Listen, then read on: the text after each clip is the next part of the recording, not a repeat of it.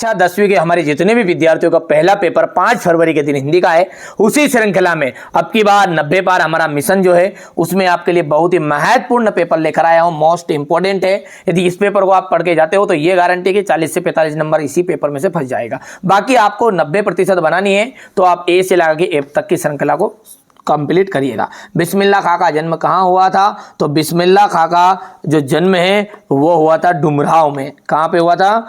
डुमरांव में हुआ था। शब्द शक्ति जो होती है वो 3 प्रकार की होती है।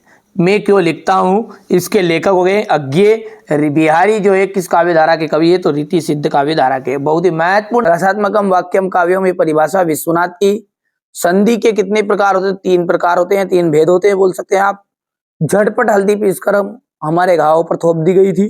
कवितावली तुलसीदास जी की रचना है। काव्य की शोभा बढ़ाने वाले धर्म को अपन अलंकार कहते हैं। समास 6 प्रकार के होते हैं और बिस्मिल्लाह खां बालाजी के मंदिर में रोज शहनाई बजाया करते थे। गोदान, गोदान के जो रचिता है, उपन्यास के रचिता है वो है हमारे मुंशी प्रेमचंद जी। भिक्षु के जो पत्र है, भिक्षु के पत्र भदंत आनंद कौशल्यान आ जाएगा इसका। तीसरा आ जाएगा आपका, देखिए तीसरा क्या है आपका? अंधे की लाठी। अंधे की लाठी का आ जाएगा एकमात्र सहारा। चौथा है अणुबम विस्फोट। विज्ञान का दुरुपयोग वेदनाथ सिंह, वेदनाथ मिश्र, इनका आ जाएगा नागार्जुन का बचपन का नाम। और प्रत्येक चरण में 16-16 मात्राएं जो होती है वो चौपाई छंद में होती है। अब यहाँ से स्क्रीनशॉट ले लो अच्छे से। अब एक वाक्य में उत्तर यहाँ से देख लीजिए, है ना। चलो, शब्द गुण कितने प्रकार के होते हैं? एक वाक्य में उत्तर है ये। तो 3 प्रकार के होते हैं, 3। और यदि इनका नाम पूछे कोई तो नाम बता देना आप। प्रसाद, माधुर्य,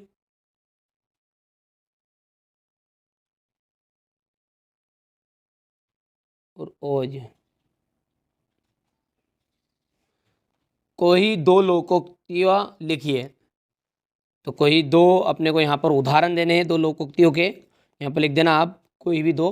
अज्ञे ने हिरोशिमा कविता कहाँ पर बैठकर लिखी? अज्ञे ने हिरोशिमा कविता जो थी रेलगाड़ी में बैठकर लिख दी थी।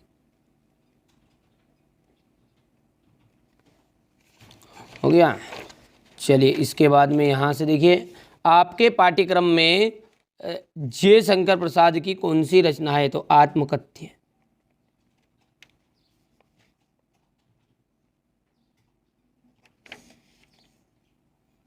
कविता भी लिख सकता आगे। संचारी भावों की संख्या कितनी मानी गई? 33। नाटक में कितने अंक होते हैं? 1 से अधिक अंक होते हैं।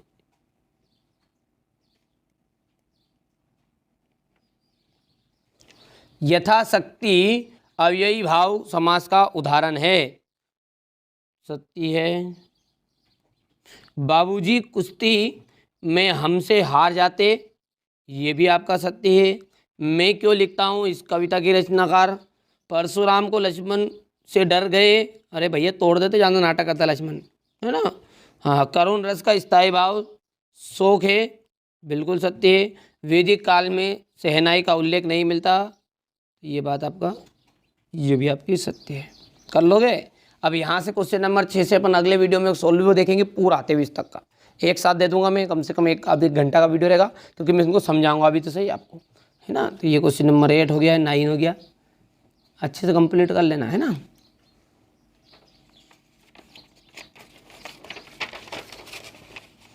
ये क्वेश्चन नंबर 10 है। यहाँ से क्वेश्चन नंबर 11-12, गोपियों के अनुसार राजा का धर्म क्या होना चाहिए? कवि की आग फाल्गुन की सुंदरता से क्यों नहीं हट रही है?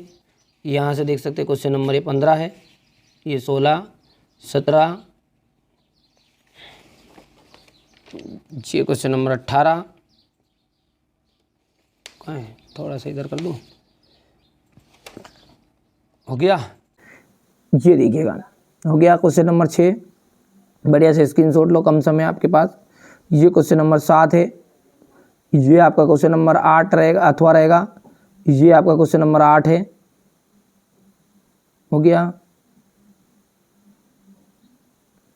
इसके बाद में ये साहित्य में स्थान है, यहाँ से ये यशपाल वाला है। ये क्वेश्चन नंबर 9 आपका, ठीक है बाबू, ये आपका इसका अथवा रहेगा। यहाँ से क्वेश्चन नंबर 10 है। ये लेखक अज्ञे ने अपने आप को हिरोशिमा के विस्फोट का भोक्ता कब तथा किस तरह महसूस किया। 2 प्रयोगवादी कवियों के नाम तथा उनकी रचनाएं लिखिएगा। वर्तमान में हिंदी काव्य की 2 प्रमुख विशेषताएं लिखिए। ये आपका तुलसीदास हो जाएगा। तुलसीदास का रचना है भाव पक्ष। अब भाव पक्ष में केवल 2 बहुत है, भाव पक्ष भक्ति भावना लिख दो, सम्यनिवेवादी कवि 4 लिख दो, या लोक मंगल का भाव। तीनों में से कोई से भी 2 लिख देना, आप इतने सारे लिखने की जरूरत नहीं। रसों की प्रधानता ये, ठीक है, क्योंकि 2 नंबर का था। एक ऐसे अपने MP बोर्ड में कला पक्ष में भाषा लिख दो, अलंकार लिख दो, बहुत इतनी सी चीज़ें, ठीक है। ये भली मत लिखो छंद दी, ये शैली और छंद वाला।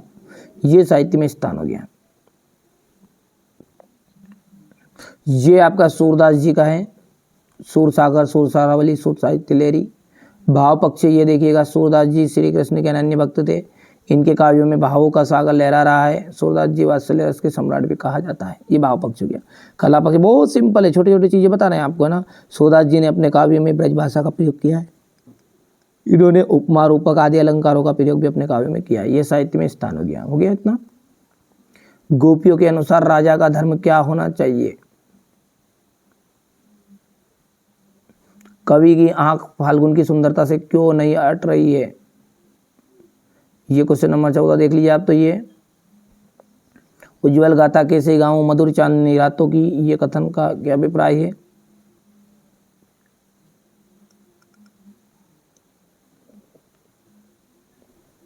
वात्सल्य रस के सम्राट। छंद किसे कहते हैं, कितने प्रकार का होता है। तो ये छंद हो गया, प्रकार हो गया। अन्योक्ति अलंकार की परिभाषा देनी है आपको। ये माली आवत देखकर कलियन करी पुकार, फूले फूले चुन लिए कली हमारी बात। रेखा चित्र और संशय स्मरण में अंतर बताइएगा। गद्य की 4 विधाओं के नाम लिखिए। ये आपका क्वेश्चन नंबर 18 देख सकते हैं यहाँ से।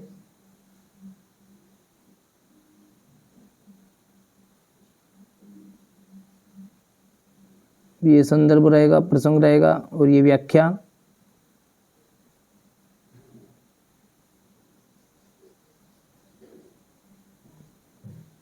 यहाँ से अथवा देखिए, ये संदर्भ है, प्रसंग है,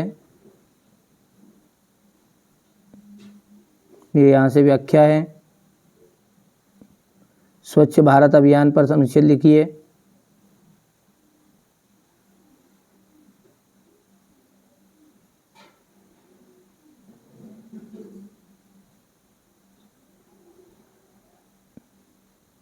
ये हो गया क्वेश्चन नंबर 20 को आप देखो ध्यान से। यहाँ से उज्ज्वल गाथा कैसे गाऊं मधुर चांदनी रातों की, अरे खिलखिला कर हंसने वाली उन बातों की। तो ये यहाँ से हो गया क्वेश्चन नंबर 20। ये संदर्भ हो जाएगा इसका, ये प्रसंग है, ये यहाँ से व्याख्या है। ये संदर्भ प्रसंग हो गया, यहाँ से देख सकते हैं आप व्याख्या। ये यहाँ पर देखिए, नगर पालिका के अध्यक्ष को मोहल्ले पर नियमित सफाई का आवेदन है तो लिखिएगा पत्र।